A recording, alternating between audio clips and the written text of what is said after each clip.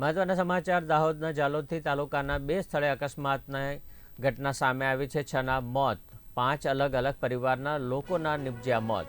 વેલપુરા મુકામે 2 મોટરસાયકલ વચ્ચે અકસ્માત સર્જાયો હતો। અકસ્માતમાં બંને મોટરસાયકલ પર સવાર 4 લોકોના મોત નિપજવાની ઘટના સામે આવી છે, જ્યારે અન્ય અકસ્માત જાલોદ જૂની આરટીઓ ચેકપોસ્ટ ખાતે સર્જાયો। ઇકો ફોર વ્હીલર અને બાઇક વચ્ચે અકસ્માત સર્જાયો હતો। અકસ્માતમાં બાઇક પર સવાર 2 લોકોના મોત નિપજ્યા, જ્યારે એક વ્યક્તિ ઇજાગ્રસ્ત થયો હતો।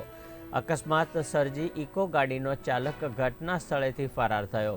ઇજાગ્રસ્ત યુવકને સારવાર અર્થે હોસ્પિટલ ખાતે ખસેડવામાં આવ્યો, ત્યારે પોલીસને જાણ કરાતા પોલીસ ઘટના સ્થળે પહોંચી હતી। સમગ્ર મામલે પોલીસે ગુનો નોંધી વધુ તપાસ હાથ ધરી।